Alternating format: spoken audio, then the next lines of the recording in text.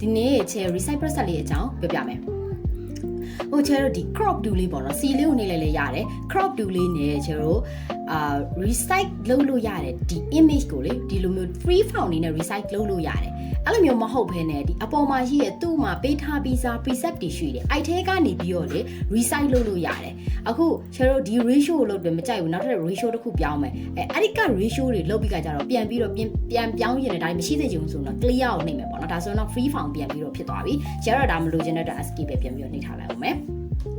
ဟုတ်ပြီအဲ့လို crop tool နဲ့လည်းပဲ resize လုပ်လို့ရတယ်အဲ့မှာ resize လုပ်တဲ့နေရာမှာထပ်ပြီးတော့ကြီးကျင်တယ်ဆိုလို့ရှိရင်ဒီမဲ့အနောက်ကလေကာလာအဖြူဖြစ်နေတယ်အဲ့ဒါ background color ကြောင့်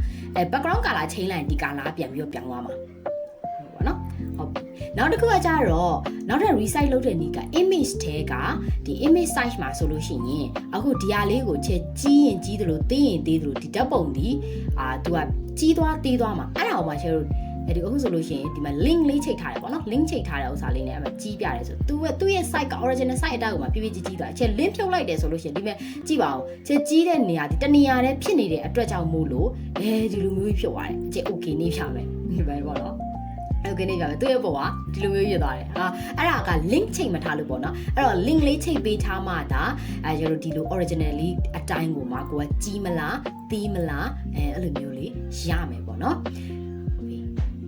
link လေးကတော့ချိန်ပေးထားလိုက်ပါပြီးတော့ဒီမှာဆိုလို့ရှိရင်လည်းသူ့ရဲ့ preset တွေရှိတယ် preset တွေ channel ကို preform လုပ်တယ်နောက်တစ်ခုက resolution ပေါ့နော် resolution ကများရင်များသလို quality ပိုကောင်းတယ်ဒါဒီမှာတော့ဒီလောက်ဆိုလည်းအဆင်ပြေပါတယ်